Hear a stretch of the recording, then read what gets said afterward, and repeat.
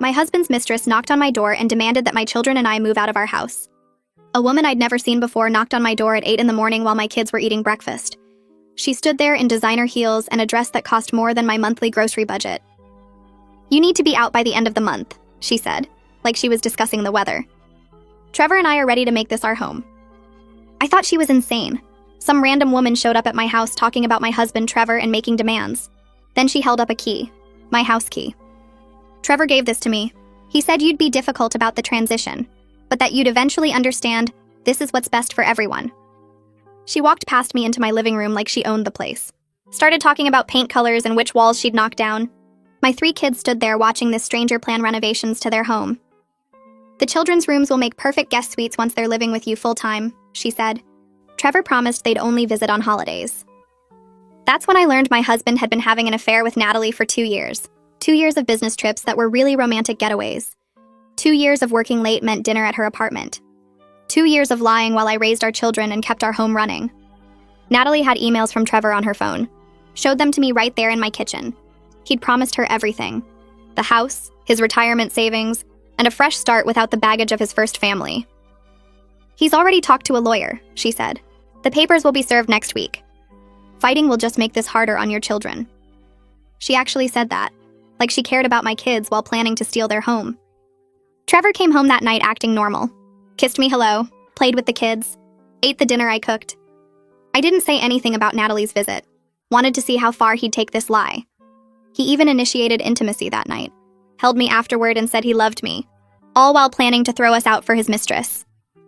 The next day, Natalie came back, this time with a contractor. They measured rooms and discussed budgets while I stood there documenting everything on my phone. She pointed at family photos and said, "These will all need to go, obviously.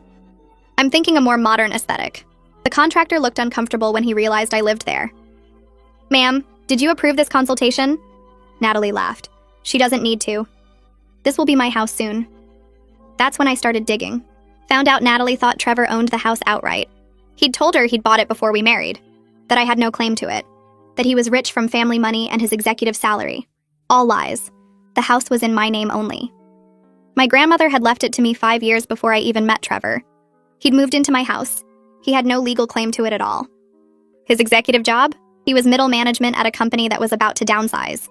His family's money? His parents were retired teachers living on Social Security. He'd been funding his affair with credit cards he'd opened in secret. $40,000 in debt for jewelry, trips, and deposits on venues for a wedding Natalie was already planning. She'd quit her job 6 months ago because Trevor told her she'd never have to work again. She'd given up her apartment and was living in a hotel he was paying for. A hotel that was about to kick her out because his credit card was maxed. I invited Natalie for coffee to discuss the transition. She showed up smug, carrying fabric samples for curtains. Started talking about how mature I was being about the situation. Most first wives make such a fuss. But you understand Trevor deserves happiness. I let her talk. Let her describe their future. Let her show me the engagement ring Trevor had bought with a credit card that was about to be declined. Then I showed her the deed to my house. Her face went pale. "That's not possible," Trevor said. I showed her his real pay stubs. His middle management salary barely covered his car payment. She showed him the credit card statements with her hotel bills about to send him into bankruptcy. Showed her the email from his company about upcoming layoffs that would definitely include him. "He's been lying to both of us," I said. "But you're the one who quit her job and gave up her apartment for a fantasy." Natalie tried to recover. "He loves me. We'll figure it out together." That's when I played the recording of Trevor from that morning. I'd confronted him about the affair before he left for work. He'd broken down completely. "She means nothing." Natalie was just excited. "You're my wife, the mother of my children. I'll end it today. I'll do whatever it takes to save our marriage." I'd asked him directly what he'd promised her. I told her what she wanted to hear. She was so desperate for someone to save her. It was honestly pathetic how easily she believed everything.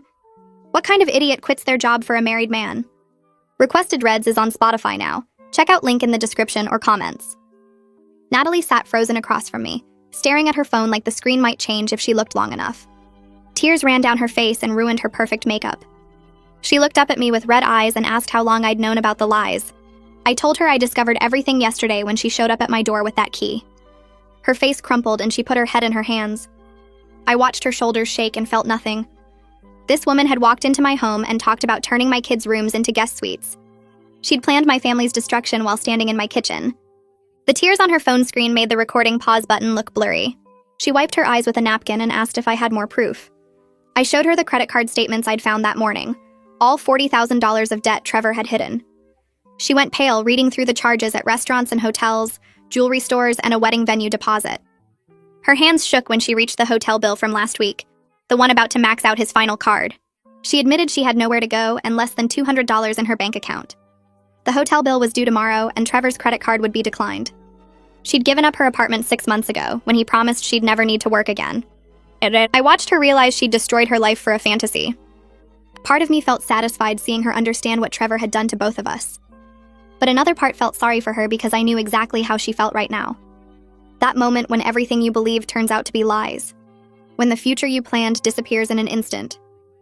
I'd felt it yesterday morning when she showed up at my door.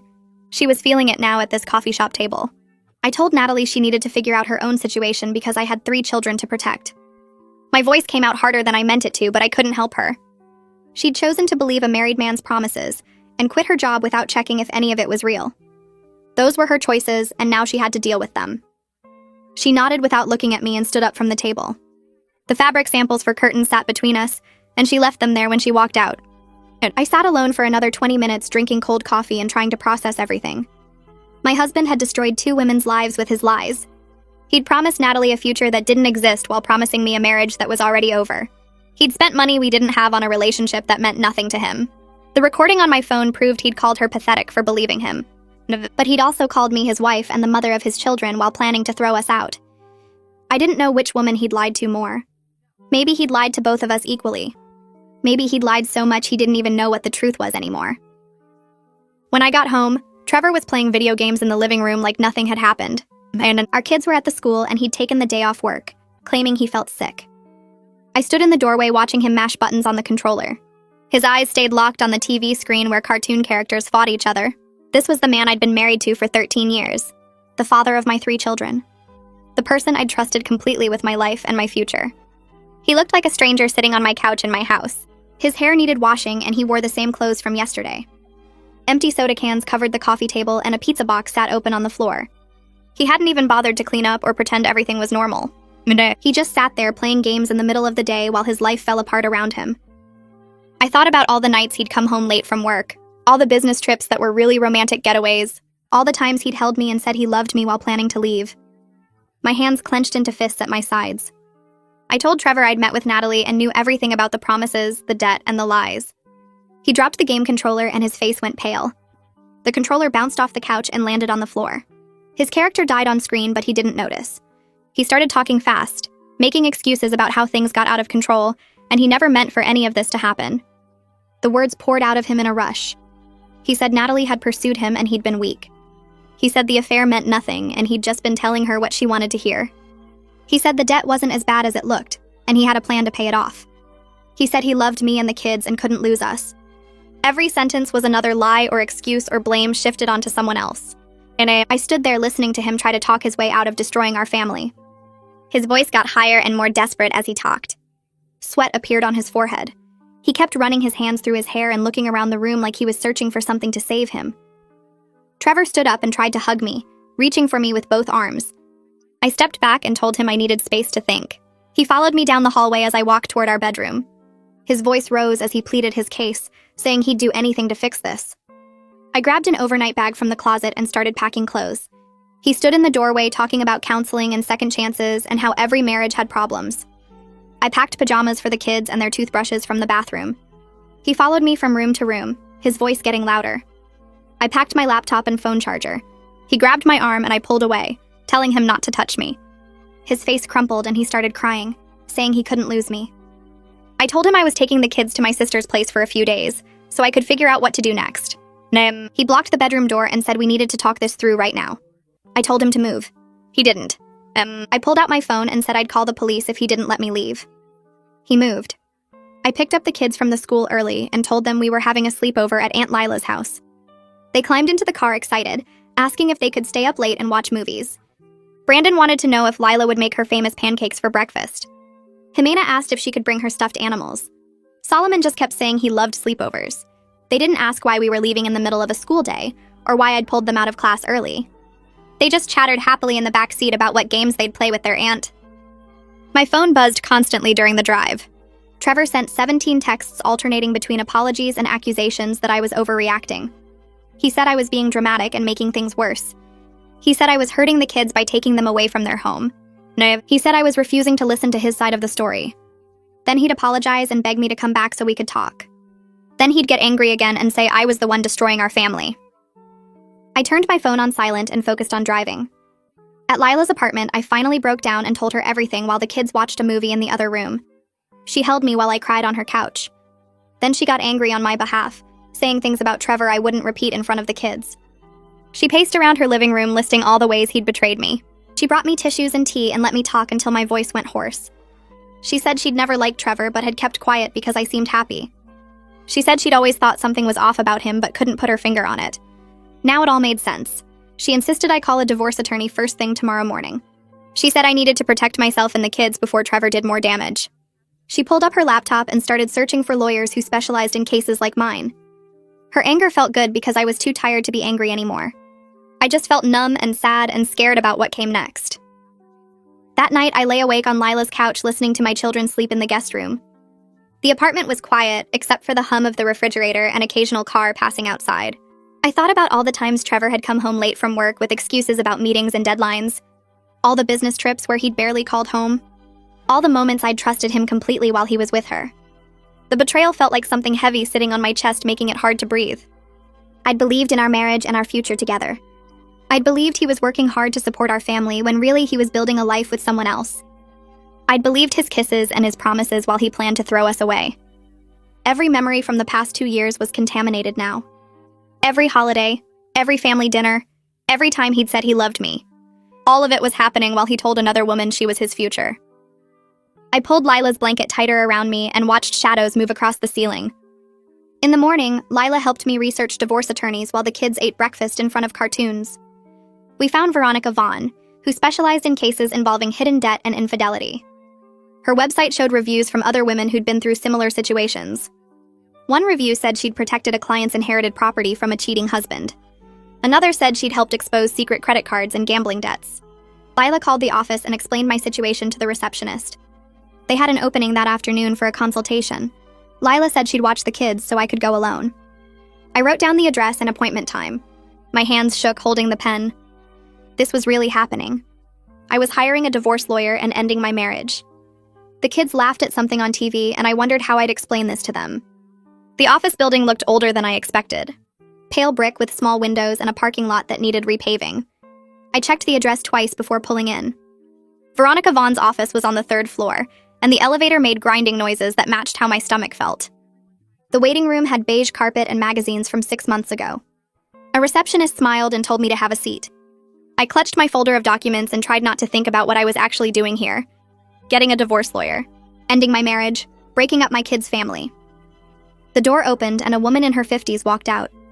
She wore a navy suit and had gray streaks in her dark hair pulled back in a bun. Her handshake was firm and her eyes were kind but sharp. She led me into her office and gestured to a chair across from her desk. I sat down and opened the folder with shaking hands. The house deed came out first. She studied it carefully, running her finger down the page to where only my name appeared. Then I showed her the credit card statements I'd printed from Trevor's email. Her eyebrows went up as she scanned the charges. Hotels in Miami, jewelry stores, restaurant bills for 2. The recording played on my phone and she listened without interrupting. Trevor's voice filled the small office, admitting Natalie meant nothing and calling her pathetic. When it ended, Veronica set down her pen and looked at me. She said I was in a strong legal position. The house belonged to me alone through inheritance. The debt was entirely in Trevor's name. I had evidence of his affair and his lies. She asked about our children, and I told her about Brandon, Jimena, and Solomon. She made notes on a yellow legal pad. We talked about protecting my assets and keeping the kids stable through this. She asked if Trevor had access to our joint accounts, and I said yes. She wrote something down and underlined it twice. Veronica explained that what Trevor did counted as financial infidelity. He'd hidden major debt while making decisions about our family's future. That would help my case in court. She said I needed to open a separate bank account right away and move my paycheck there. I should document everything we owned together. Get copies of bank statements, investment accounts, retirement funds, anything with both our names. Take photos of valuable items in the house. Make a list of everything. She said Trevor might try to hide assets or drain accounts once he knew I was serious about divorce. I needed to move fast. She could file for a restraining order on our joint savings to freeze it until the court decided how to split things. I asked how long this would take, and she said it depended on whether Trevor fought me. If he contested custody or tried to claim he deserved part of the house, it could drag on for months. But given the evidence I had, she thought he'd eventually settle. I left her office with a list of tasks and a retainer agreement to sign. My hands still shook as I drove back toward my house. Trevor's car wasn't in the driveway when I pulled up. He'd be at work for another 4 hours at least. I went straight to his office and started opening drawers. File folders full of papers I'd never seen before. I photographed every page with my phone. Bank statements showing transfers I didn't recognize. Credit card bills I'd never known existed. Investment accounts I thought had more money in them. I downloaded statements from his laptop using the password he didn't know I knew.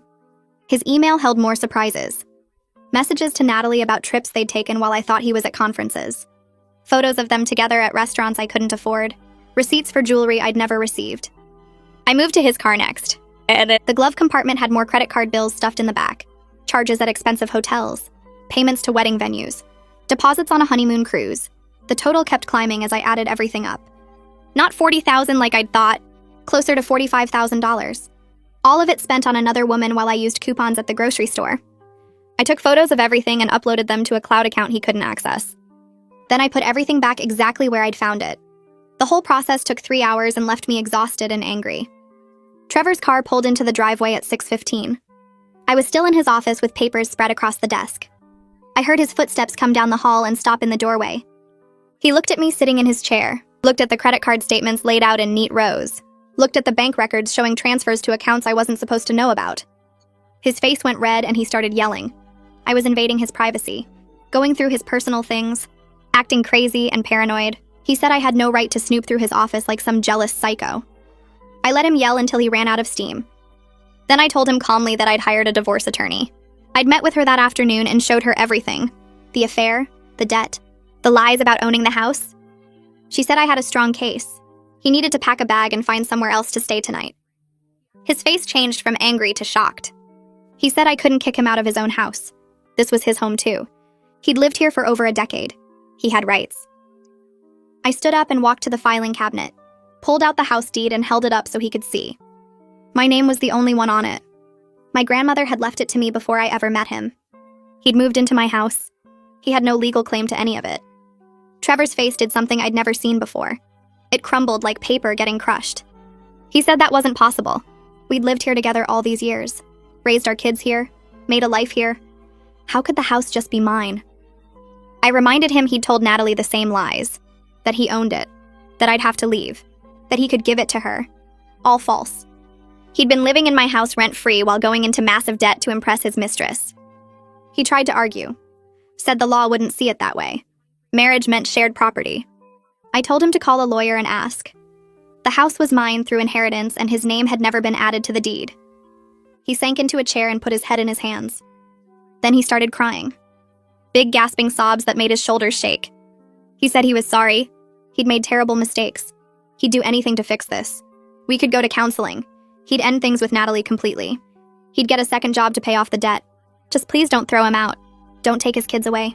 Don't destroy everything we'd built. I told him he'd destroyed it himself. He needed to pack a bag and leave tonight. Tomorrow we could figure out a schedule for him to see the kids. But tonight, he had to go. Trevor refused to move. He said he wasn't going anywhere. This was his home and his family. I couldn't force him to leave. I pulled out my phone and called my father. Dad answered on the second ring and I asked if he could come over. I needed help with something. He said he'd be there in 20 minutes. Trevor's eyes went wide when he realized what I'd done. He knew my father was a retired police officer. Knew Dad would side with me. Knew he'd make sure Trevor left without causing a scene. He stood up and started pacing. Said I was being unreasonable, making this harder than it needed to be. We could work this out if I'd just calm down and think rationally. I didn't respond, just sat there watching him panic. When Dad's truck pulled up outside, Trevor finally went to the bedroom to pack. I heard drawers opening and closing, hangers scraping in the closet, a suitcase zipper. Dad came in through the front door and I hugged him. He asked if I was okay and I nodded. Said I just needed him here to make sure things stayed calm. Trevor came out with a duffel bag and a rolling suitcase. He looked at my father standing in the living room with his arms crossed. Dad didn't say anything, just stood there looking official despite being in jeans and a flannel shirt. Trevor tried one more time, turned to me with tears on his face and begged me to reconsider. Said he loved me and the kids. Said he'd made mistakes but he could change. Said he'd do anything. I told him to leave. He picked up his bags and walked out the door. I watched through the window as he loaded them into his car, watched him sit in the driver's seat for a long minute before starting the engine, watched him back out of the driveway and disappear down the street. Dad put his hand on my shoulder and asked where I thought Trevor would go. I said probably a motel, the cheap kind that took cash. His credit cards were maxed out and he didn't have many options. The next morning, I made pancakes for breakfast. The kids sat at the table eating and talking about school projects. Brandon had a science fair coming up. Jimena needed help with her math homework, and Solomon wanted to know if he could have a friend over this weekend. I waited until they'd finished eating before telling them I needed to talk about something important. Their faces got serious. Brandon put down his fork and looked at me with worried eyes. I said Dad and I were having some grown-up problems and needed time apart. He was staying somewhere else for a while so we could figure things out. Brandon asked immediately if we were getting divorced. His voice cracked on the word. I told him honestly that I didn't know yet. We needed time to think about what was best for everyone. But both parents loved them very much. That wouldn't change no matter what happened. Jimena started crying, asked if it was her fault, if she'd done something wrong. I pulled her into a hug and said no. This was about problems between adults, nothing the kids had done. Solomon looked confused, asked when Dad was coming home. I said he'd see Dad soon. We'd work out a schedule for visits. Brandon pushed back from the table and said he knew something was wrong. He'd heard us fighting, seen Dad sleeping on the couch. He wasn't stupid. I apologized for not telling them sooner. Said I was trying to figure things out before worrying them. He said that made it worse. Now he didn't know what to believe. I drove the kids to the school and watched them walk into the building. Brandon didn't look back. Jimena wiped her eyes before going in. Solomon waved from the doorway. Then I headed back to Veronica's office for our second meeting. She had paperwork ready for me to sign. Divorce petition, financial disclosures, a request for a restraining order on our joint bank accounts. She explained each document before I signed, said she'd file everything with the court today. Trevor would be served within a week. We talked about custody arrangements. She recommended I ask for primary physical custody, with Trevor getting visitation rights. Given his current living situation and financial problems, the court would likely agree. She also gave me names of family therapists who worked with children of divorce. Said the kids would need support through this transition. I took the list and promised to call. She asked if I'd opened a separate bank account yet. I said no, but I'd do it today. She stressed how important that was. Trevor might try to drain the joint accounts once he got served. I needed my money protected before that happened. I left her office with copies of everything we'd filed. The divorce was real now. Official. There was no going back from this. Trevor's mother called while I was at the bank. Her number showed up on my phone and I almost didn't answer. But I knew she'd keep calling until I did. Her voice was thick with tears when I picked up. She said Trevor had called her last night saying I'd kicked him out over nothing. That I was being cruel and unreasonable. That he didn't understand what he'd done wrong. She asked me to please reconsider. To think about the children and the family we'd built together. I took a deep breath and told her the truth. About the affair with Natalie. About the lies he'd told both of us. About the $45,000 in secret debt he'd racked up. About him promising to give my house to another woman. There was silence on the other end of the line. Then she said she had no idea. Trevor had told her everything was fine. That I was just going through something and being difficult. I said he'd lied to everyone. Me, Natalie, his parents, probably people at work. She apologized. Said she should have known something was wrong. Asked if there was anything she could do. I told her she could talk to Trevor about taking responsibility for his choices. About being honest for once. About being a good father even if he'd been a terrible husband. She said she would. Then she admitted she and Trevor's father couldn't help him financially.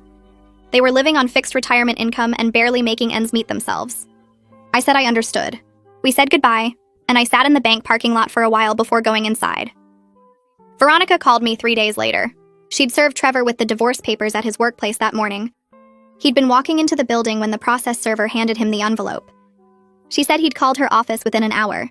He was angry and humiliated, threatened to fight for custody of the kids, said he'd contest the divorce and make this as difficult as possible. He claimed he deserved half the house despite what the deed said, insisted he had rights after living there so long. Veronica said she'd told him to get his own attorney and have them call her, that nothing he said would change the facts. The house was mine. The debt was his. The affair was documented. He had no legal ground to stand on. My phone rang minutes after I hung up with Veronica. Trevor's name flashed on the screen. I answered, and he immediately started yelling. How could I do this to him? Serve him at work where everyone could see? Humiliate him in front of his coworkers? I was destroying his reputation and his career. I said calmly that he'd destroyed those things himself. The divorce papers just made it official. He said he'd fight me for everything. The kids, the house, whatever money was left. I'd regret treating him this way. I told him to have his lawyer contact mine and ended the call. I spent the next morning researching family therapists who specialized in helping kids through divorce. Found Isabella Curtis online with reviews from other parents going through separations. Her office could see us that week. I called and scheduled appointments for all 3 kids. Brandon's would be Tuesday after school, Jimena's on Wednesday, and Solomon's on Thursday. The receptionist asked if I wanted to come in first to discuss the situation. I said yes and booked myself for Monday afternoon. That same day, Trevor's phone started ringing constantly. He was still staying at the motel, calling me every few hours with updates I didn't ask for. Around 3 in the afternoon, his name flashed on my screen again. I almost didn't answer, but something made me pick up. His voice sounded different. Panicked. He said his boss had called him into a meeting that morning. The company was doing layoffs. His entire department was restructured. They were eliminating his position. He had 2 months of severance pay, and then nothing. He started talking fast, saying we needed to stop the divorce proceedings, that we could work this out, that he'd made mistakes, but losing his job changed everything. We needed to be practical about our situation. I listened to him spiral for about 3 minutes before I interrupted. I told him the divorce was happening regardless of his employment status, that his job situation was his problem to solve, not mine. He got quiet. Then he asked if I understood what this meant for child support, for the kids' future. I said I understood perfectly, that he should have thought about consequences before he racked up $45,000 in debt and destroyed our marriage. He hung up on me. My phone buzzed with a message request on social media that evening. Natalie's profile picture showed up in my notifications. The message said she knew I probably didn't want to hear from her, that she was staying with a friend but needed to find work and get back on her feet. She said she was sorry for her role in everything, that she should have questioned Trevor's stories more carefully, that she'd been desperate and stupid. I stared at the message for a long time before responding. I told her I didn't know what she expected me to say. She replied immediately asking if we could meet for coffee one more time. She said she needed to show me something. I don't know why I agreed. Maybe I wanted to see how far Trevor's lies had spread. Maybe I just wanted to watch her suffer a little more. I told her to meet me at the same place we'd gone before, 2 days from now at 10 in the morning. Natalie looked worse than I'd ever seen her when she walked into the coffee shop. Her hair was pulled back in a messy ponytail. No makeup. Wearing jeans and a plain shirt instead of the designer clothes she'd shown up in before. She had dark circles under her eyes like she hadn't slept in days. We sat down and she immediately started talking. Trevor had been calling her constantly. Sometimes he blamed her for ruining his marriage. Other times he begged her to take him back. He'd call at 2 in the morning crying, then call at 7 angry and accusing. She said she'd blocked his number twice, but he kept finding ways to contact her, using different phones, creating new email addresses, showing up at her friend's apartment building. She pulled out her phone and opened her messages, started scrolling through texts from numbers she didn't recognize, all from Trevor, all saying the same desperate things in different ways. I read through the messages she showed me. Trevor was telling her I was being unreasonable, that I'd kicked him out over nothing, that he still loved her, and they could still be together once he sorted out the divorce. He was promising her they'd get through this together, that his lawyer said he had a good case for getting half the house, that his severance pay would tide them over until he found a better job. Every single thing he was telling her was a lie. I looked up at Natalie and saw she knew it too.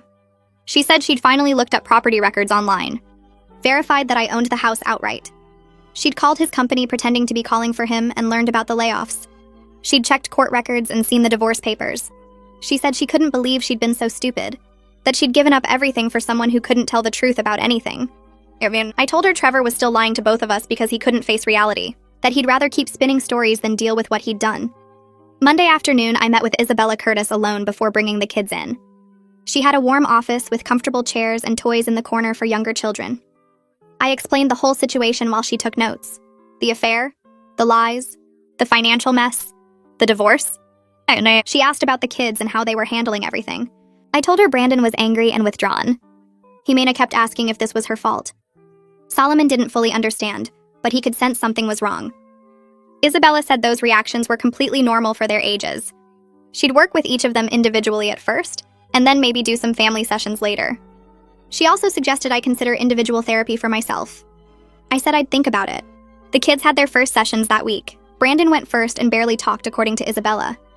He answered her questions with one-word responses and spent most of the time staring at the floor. Jimena cried through half of her session, asking if Mommy and Daddy would get back together. Solomon mostly played with the toys and asked when he could see his dad again. Isabella called me after all 3 appointments and said they were processing things normally. Brandon's anger was expected. Jimena's sadness made sense. Solomon's confusion was appropriate for his age. She wanted to see them weekly for now and check in with me every few weeks about their progress. Maddox came over on Saturday with his toolbox and a bag from the hardware store. He'd bought new locks for all the doors and a security camera for the front entrance. I'd told him Trevor had been driving by the house at weird hours. Sometimes late at night, sometimes early in the morning before the kids woke up. He'd sit in his car across the street for 20 minutes just staring at the house. Maddox installed the new locks first. Then he mounted the camera above the front door and showed me how to check the footage on my phone. We spent the rest of the afternoon loading Trevor's remaining stuff into Maddox's truck. His clothes from the closet, his books from the shelves, his tools from the garage. Everything went into boxes and then into a storage unit Maddox had rented. I kept the key. Trevor could get his things when he found a permanent place to live. That evening, I sat down with each kid separately to answer their questions. Brandon came first. He sat on his bed with his arms crossed and asked me directly if Dad had cheated on me. I told him yes. He asked if that's why we were getting divorced. I said yes. He wanted to know if Dad was coming back.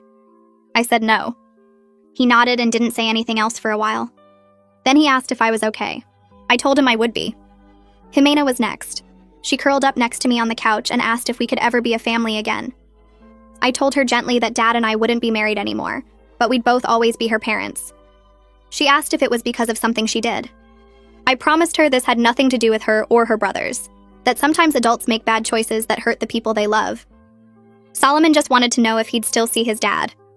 I told him yes, that Dad loved him very much and they'd spend time together soon.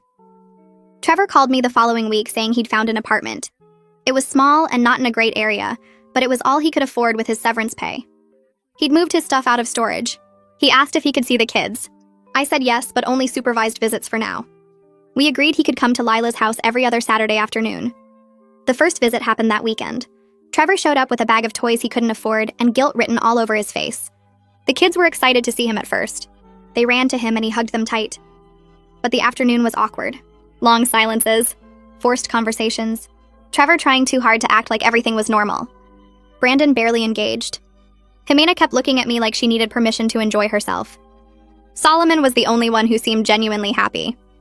When Trevor left, he hugged each kid and promised he'd see them again soon. The phone calls started coming a few days later. Unknown numbers at first, then calls from 800 numbers, all looking for Trevor. Credit card companies wanting to know where he was, when he'd be making payments, if I knew how to reach him. I explained each time that we were separated, that I didn't have access to his accounts or his financial information. I gave them his new address and his phone number. One collector told me they were considering legal action, that the debt had gone unpaid for months, that they'd tried reaching him at his work number but he was no longer employed there. I felt a wave of relief knowing those accounts were only in his name, that his financial disaster couldn't touch me or the kids. Veronica filed the paperwork for temporary custody and child support the following Monday. She called me that afternoon to explain the court had scheduled a hearing for 3 weeks out. The judge would review Trevor's employment situation and determine support based on his previous salary, even though he currently had no income. She warned me Trevor's lawyer would argue for reduced payments given his unemployment, but the court typically expected parents to maintain their earning capacity. Trevor would need to find work fast or face serious consequences for non-payment. I scheduled an appointment with Kira Barrett, a credit counselor Veronica recommended. Her office was in a small building downtown, decorated with motivational posters about financial freedom. Kira was younger than I expected, maybe 30, with bright red glasses and a warm smile. She pulled up spreadsheets on her computer and asked detailed questions about my income, bills, and monthly expenses. I showed her bank statements, utility bills, and my paycheck stubs. She typed numbers into her software and studied the results. After 20 minutes, she turned the screen toward me and walked through a detailed budget. My income alone could cover everything since I owned the house outright. No mortgage meant I had flexibility other single parents didn't have. It would be tight, she said, especially with 3 kids. But manageable if I planned carefully and built an emergency fund. She helped me identify areas to cut back and showed me how to track spending. By the end of the meeting, I felt lighter. I could do this without Trevor's money. The house my grandmother left me was saving my family. That night, after the kids went to bed, I opened my laptop to check email. Trevor had sent a message at 2 a.m. with the subject line, "I'm sorry." I almost deleted it without reading, but curiosity won. The email was long, rambling, full of apologies and self-pity. He wrote that he messed up everything and didn't know how to fix it, that he never meant to hurt me or the kids, that Natalie had pursued him and he was weak, that he was scared and made terrible choices. He claimed he still loved me and wanted to work things out if I'd give him another chance. The whole thing made me angry all over again. No real accountability, just excuses. He blamed Natalie for pursuing him instead of owning his decisions. He talked about his fear and weakness like those were valid reasons to destroy our family. I closed the laptop without responding. He didn't deserve my energy. 2 weeks later, I heard through a mutual friend that Natalie found work as a receptionist at a dental office.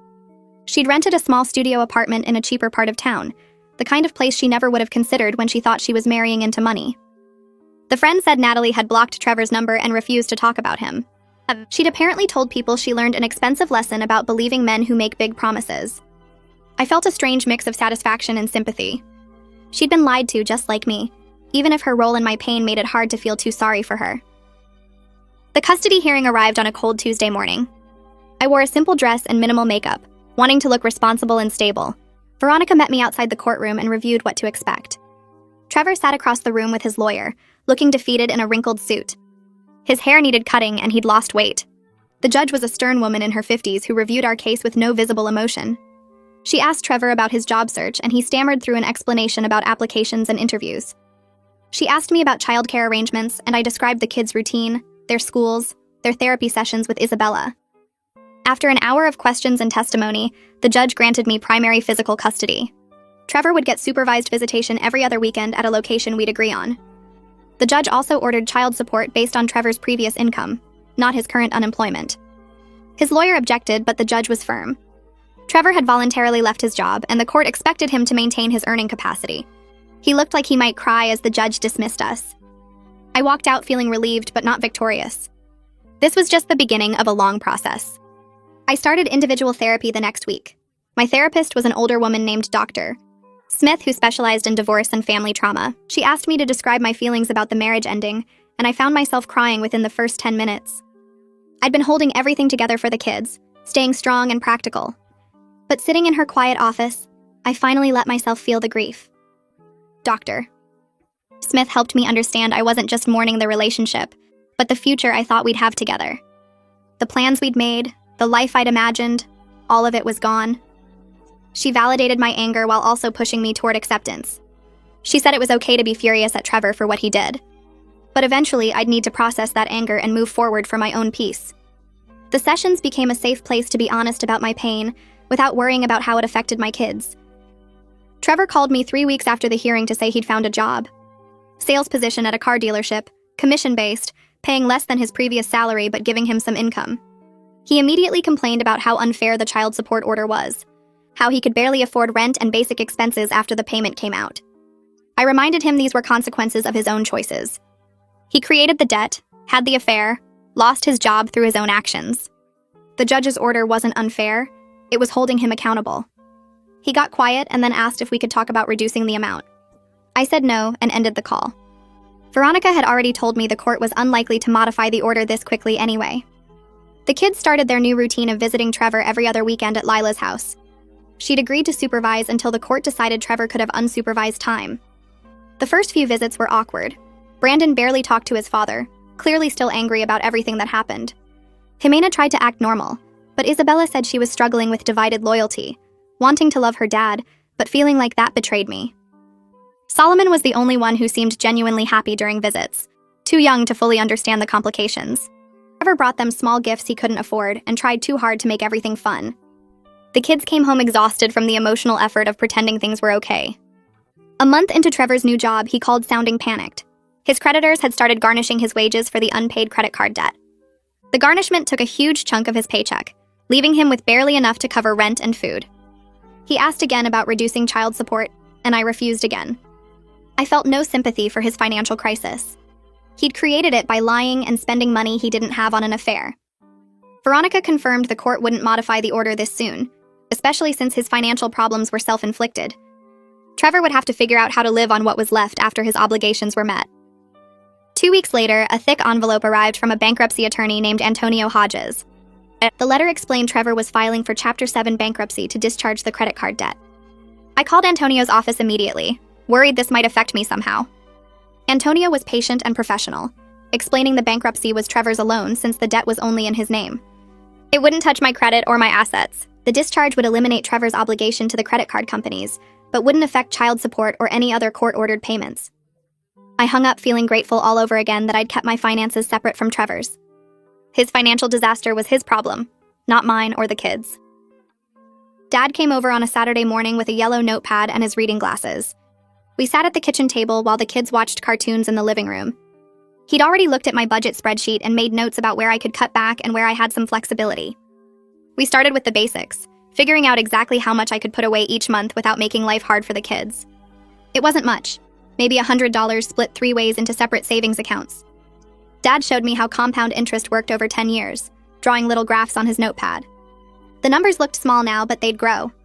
Brandon would be starting college in 6 years and every dollar mattered. Dad told me about 529 plans and tax advantages I didn't understand. He explained it twice until it made sense. We set up automatic transfers so I wouldn't have to think about it each month. The money would move from checking to savings before I could spend it on something else. Dad looked at me across the table and said he was proud of how I handled everything. That I protected my children and kept my head clear when most people would have fallen apart. His words made my throat tight.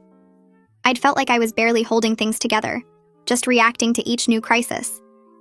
But Dad saw strength I didn't know I had. He squeezed my hand and said my grandmother would be proud too. She'd left me the house knowing I'd need that security someday. Maybe she'd known better than I did what kind of man Trevor would turn out to be. Friday afternoon, Trevor texted saying he couldn't take the kids this weekend. Said he had the flu and didn't want to get them sick. I stared at the message knowing it was probably a lie. He'd been getting more withdrawn lately, showing up to pickups looking exhausted and defeated. The kids were already packed, excited to show him their school projects. I called them into the kitchen and explained Dad wasn't feeling well. Brandon's face went hard. He said he knew this would happen, that Dad would start flaking out on them. Jimena looked like she might cry but held it together. Solomon just asked if they could still go next weekend instead. I tried to sound positive, telling them Dad loved them and would never miss a visit unless he was really sick. Brandon wasn't buying it. He said Dad let everyone down. That's what he did. I wanted to defend Trevor but couldn't find the words. My son was right. Trevor had a pattern of disappointing people when things got hard. I suggested we have a movie night instead. Order pizza and make it special. The kids agreed, but the excitement was gone. They went back to their rooms to unpack while I texted Trevor back saying I hoped he felt better. He didn't respond. Later that night, I heard Brandon on the phone with Trevor, his voice tight with anger. I stood outside his door listening. Brandon told his father he didn't believe the flu story, that everyone could tell he was just depressed about his life. Trevor must have said something because Brandon got quiet. Then my son said something that broke my heart. He told Trevor he was tired of making excuses for him to Jimena and Solomon, that the younger kids still believed Dad was a good person, but Brandon knew better. He hung up without saying goodbye. 3 weeks later, Veronica and I sat in a conference room with Trevor and his attorney for mediation. The mediator was a woman in her 50s who spoke in calm, measured tones. Trevor looked worse than I'd seen him, his shirt wrinkled and his hair too long. His attorney was young, probably fresh out of law school, clearly working cheap. Veronica had her files organized in neat folders, every document labeled and tabbed. Trevor's attorney started by saying his client wanted more visitation time and a reduction in child support. He argued Trevor had completed his parenting class and proved himself responsible. The support amount was leaving him unable to afford basic necessities. Veronica countered that Trevor's financial problems were self-inflicted and not the children's burden. The court had already set support based on his earning capacity, not his current situation. The mediator asked what visitation arrangement we could agree on. I said I'd accept unsupervised visits once Trevor completed the parenting class, which he had. Trevor looked relieved until Veronica added that the support amount would stay the same. His attorney argued for another 20 minutes, but the mediator sided with us. Trevor's debt and unemployment were consequences of his choices. The children shouldn't suffer because their father made poor decisions. We compromised on a schedule where Trevor got the kids every other weekend and one evening per week. He'd have them for half the summer break. But the support stayed at the court-ordered amount. Trevor signed the agreement without looking at me. His attorney packed up quickly, probably embarrassed by how poorly the mediation went. Veronica and I stayed behind to review the paperwork. She said this was a good outcome, that Trevor's attorney had been grasping at straws. I felt tired more than victorious. This was my children's father sitting across from me looking broken and desperate. There was no satisfaction in watching him fall apart, just sadness that this was what our marriage had become. The divorce was finalized on a Tuesday morning in late October, 3 months after Natalie knocked on my door. I wore a navy dress and carried a folder with copies of everything. Trevor sat with his cheap attorney at the other table. The judge reviewed the settlement agreement and asked if we both understood the terms. We both said yes. She asked if either of us wanted to contest anything. We both said no. The judge signed the papers and declared our marriage dissolved. It took less than 15 minutes. I felt relief wash over me mixed with this weird sadness I hadn't expected. This was really over. 13 years of marriage ended with a judge's signature and a few questions. I looked at Trevor across the courtroom and barely recognized him. He'd aged 10 years and 3 months. His face was drawn, his eyes empty. He sat there with his attorney who couldn't afford a decent suit, facing the reality of everything he'd lost. His house that was never his wife who'd trusted him completely, his children who were learning to live without him, his financial security that had been built on lies and credit cards. The judge asked if there was anything else, and we both said no. Veronica gathered her papers and we left through the side door. Trevor and his attorney went out the front. I didn't try to talk to him. There was nothing left to say. I kept my married name when I filled out the paperwork at the DMV. The clerk asked if I wanted to change it back and I said no. My kids had this last name, and I didn't want them confused about family identity. Didn't want them wondering why mom had a different name on the school forms and permission slips. The house stayed solely in my name, exactly as it had been. Trevor had no claim to any of my assets. The settlement made that crystal clear. My grandmother's gift remained mine, protecting me and my children exactly as she'd intended. I drove home from the courthouse feeling strange, free but also unmoored. I'd been a wife for 13 years, and now I wasn't. That identity had shaped so much of my daily life. Now I had to figure out who I was as just me. Not Trevor's wife, not part of a couple. Just a single mother with 3 kids and a house and a job. The freedom felt good, but also scary. I pulled into my driveway and sat in the car for a few minutes. This was my house, my space, my life. Trevor had left the courthouse without speaking to me, just walked to his car and drove away. I wondered what he was thinking. If he regretted everything or just felt sorry for himself. If he blamed me for not forgiving him or finally accepted responsibility for his choices. I'd probably never know and realized I didn't need to. His thoughts and feelings weren't my problem anymore. A message from Natalie appeared in my inbox that evening. I almost deleted it without reading, but curiosity won. She said she was dating someone new, a guy who treated her well and was honest about his situation. He had his own place and a steady job and didn't make promises he couldn't keep. She thanked me for showing her the truth about Trevor, even though it was painful at the time. Said she'd learned an expensive lesson about believing men who made big promises. She hoped I found happiness and that my kids were doing okay. The message was short and genuine. I wrote back saying I was glad she'd moved on and wished her well. No hard feelings. We'd both been victims of Trevor's lies in different ways. She'd lost a job and an apartment. I'd lost a marriage and years of trust.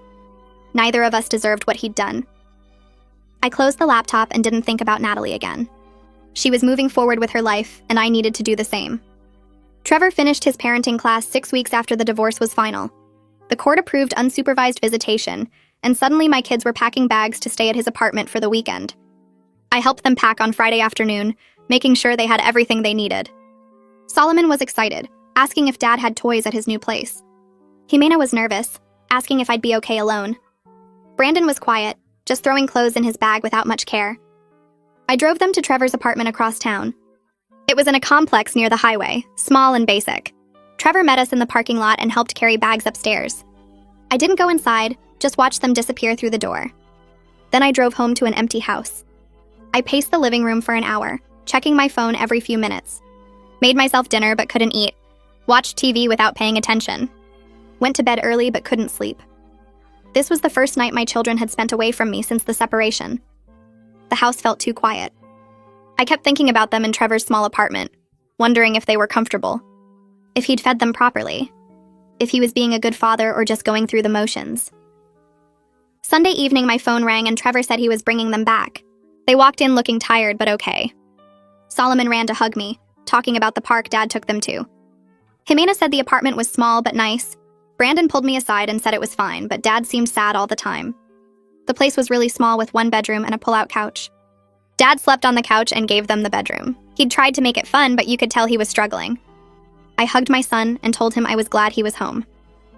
My coworker Maria cornered me at lunch 2 weeks later saying I needed to get back out there.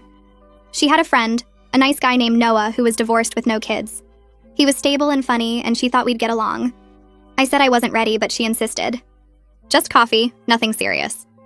I agreed mostly to get her to stop asking. Noah met me at a coffee shop on Saturday afternoon while the kids were with Trevor. He was nice enough, average height with glasses and a friendly smile. We talked about our jobs and our divorces. He asked about my kids, and I spent the next 40 minutes talking about Brandon's grades and Jimena's art class and Solomon's soccer games. Noah listened politely, but I could tell he was losing interest. I couldn't help it. My kids were my whole life right now. When he asked about my hobbies, I realized I didn't have any. Everything I did revolved around the children. Noah paid for coffee and we said goodbye in the parking lot. He said it was nice meeting me but didn't ask for a second date. I drove home knowing I'd blown it but also not really caring. I wasn't ready to date. Wasn't ready to think about myself as anything other than a mother trying to keep her family stable. Maybe someday, but not now. Not when everything still felt so raw and complicated. Brandon came out of his therapy session with Isabella looking lighter somehow. We drove home and he told me he'd been talking about his anger toward Trevor. Isabella helped him understand that being mad at Dad was okay, but it didn't mean he had to stop loving him. That people could make terrible choices and still be worth caring about.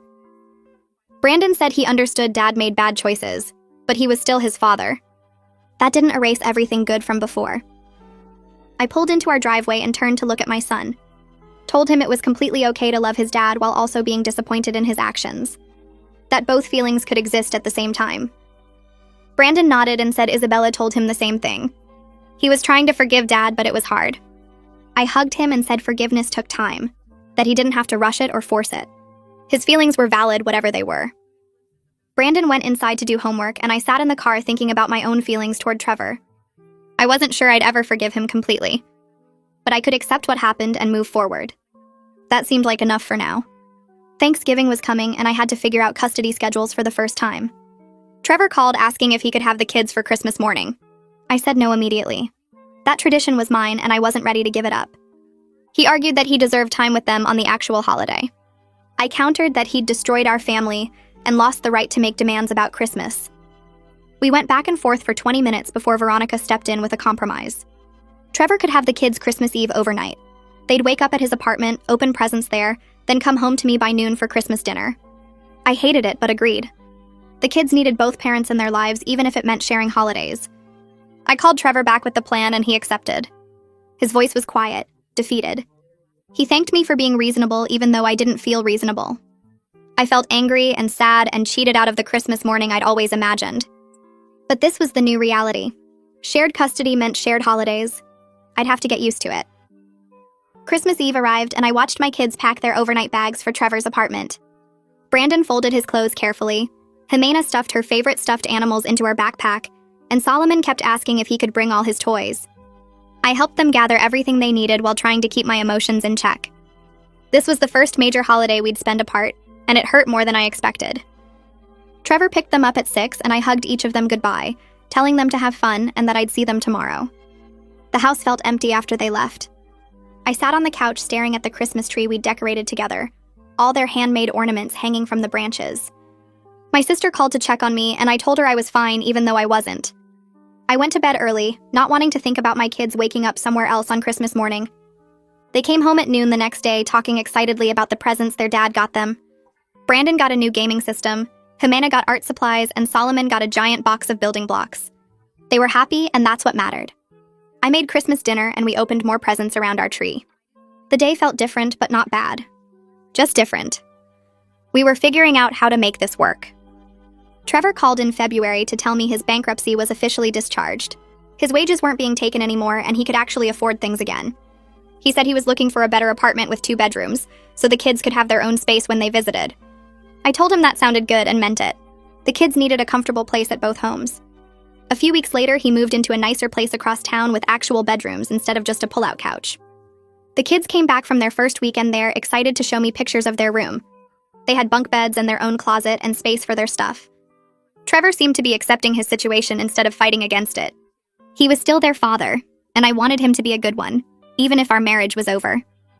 My boss called me into her office in March, and I assumed I'd done something wrong.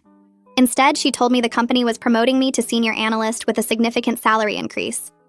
I'd been handling extra projects since the divorce, throwing myself into work to stay busy, and apparently it showed. The raise meant I could put more money into the kids' college funds and start an actual emergency savings account, instead of just hoping nothing broke.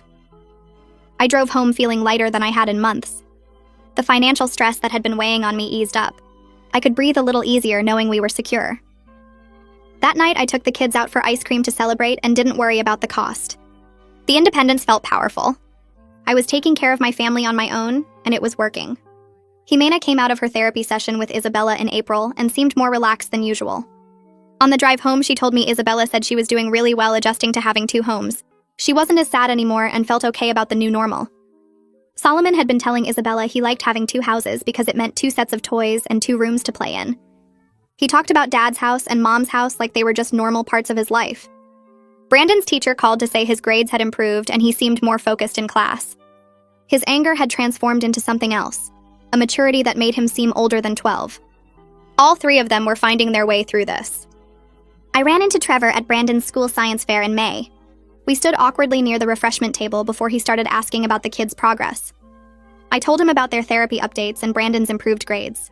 He looked genuinely happy to hear it. Then he apologized again for everything, saying he was in therapy now working on himself. He wanted to understand why he'd made such terrible choices. I told him I appreciated that, and was glad he was being a good father, despite everything that happened. We talked for another 10 minutes about normal parent stuff like summer camps and school supply lists. It felt strange, but not bad.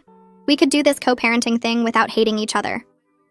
Lila came over for dinner in June, and we sat on the back porch after the kids went to bed. She told me she was proud of how I'd handled everything. I could have made Trevor's life much harder, could have turned the kids against him, could have dragged everything out in court, but I chose to protect the kids and let them love their father. She said that took real strength. I told her I did it for Brandon, Jimena, and Solomon, not for Trevor. They needed both parents in their lives even if those parents weren't together anymore. Lila squeezed my hand and said I was a better person than she would have been. I didn't feel particularly noble.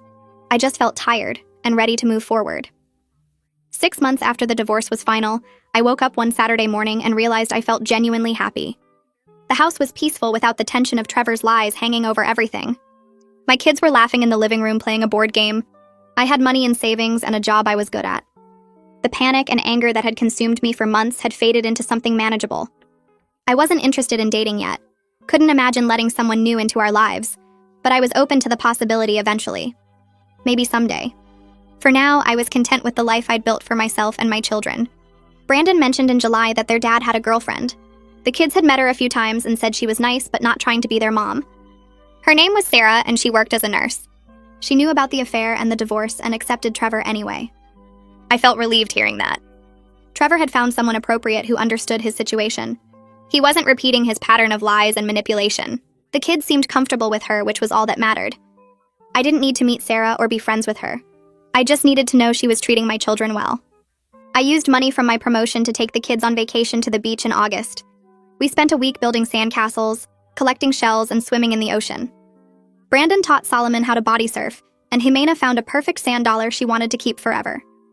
We ate ice cream for dinner one night and stayed up late watching movies. On the last evening, Brandon and I walked along the shore while the younger 2 played in the sand. He told me this was the happiest he'd seen me in forever. I realized he was right. I was happy. Actually happy. Not just pretending for their sake. Isabella called in September to discuss the kids' progress. They were adjusting well to their family structure and didn't need weekly therapy anymore. She recommended monthly check-ins just to make sure everyone stayed on track. The kids had done the work and come through it okay. I scheduled my own therapy appointment for later that week because I wanted to keep processing everything. The sessions helped me plan for the future instead of dwelling on the past. And I was building a new life and I needed support to do it right. I called the bank in October to ask about refinancing options. The house needed some repairs and I'd taken out a small mortgage to cover the work. My credit was solid and the interest rates had dropped since I'd originally borrowed the money. The loan officer scheduled an appointment with an appraiser to evaluate the property's current value. He arrived on a Tuesday afternoon with his clipboard and measuring tape, walking through each room and taking notes. He examined the kitchen renovations, the updated bathrooms, and the new roof I'd installed last spring. When he finished his assessment, he told me the house had increased in value by almost 30% since my grandmother had left it to me. The neighborhood had become more desirable, and properties like mine were selling quickly. I sat at the kitchen table after he left, thinking about my grandmother and how she'd worked her entire life to buy this house. She'd paid it off years before she died and made sure it went directly to me, not to my parents who might have sold it. She'd given me security I didn't even understand until Trevor tried to take it away. The refinancing went through within 3 weeks, and my monthly payment dropped by $200. That money went straight into the kids' college fund. Trevor sent me a text in November asking if we could switch to a shared calendar app for coordinating the kids' schedules. He'd missed a soccer game because I'd told him about it through email, and he claimed he hadn't seen the message. I downloaded the app and started entering all the kids' activities, medical appointments, and school events. He did the same with his visitation schedule and any plans he made with them. We kept our messages focused entirely on logistics. No personal comments, no discussions about our failed marriage, just information about Brandon, Jimena, and Solomon. It worked surprisingly well. I could see when he planned to pick them up, what activities he'd scheduled during his weekends, and any changes to his availability. He could see the same from my end. We weren't friends, and we'd never be friends, but we'd figured out how to cooperate for the sake of our children. The anger I'd felt for so long had faded into something manageable. I didn't hate him anymore. I just felt nothing when I thought about him, which seemed like progress. The following October marked a year since the divorce was finalized. My sister suggested I host a dinner party to celebrate moving forward with my life. I invited Lila, Remy, Maddox, and a few close friends who'd supported me through everything. I spent the afternoon cooking and setting the table, feeling genuinely excited about having people in my house for something happy. The kids helped me arrange flowers and put out the good dishes. Everyone arrived around 6, bringing wine and desserts and filling the house with conversation and laughter. My father stood up halfway through dinner and raised his glass. He talked about resilience and new beginnings, about how proud he was of the way I'd protected my children and rebuilt our lives. He said I'd shown incredible strength, and he knew my grandmother would be proud. I looked around the table at my kids, my sister, my brother, my parents, and the friends who'd stayed by my side. I had everything I truly needed right there in that room.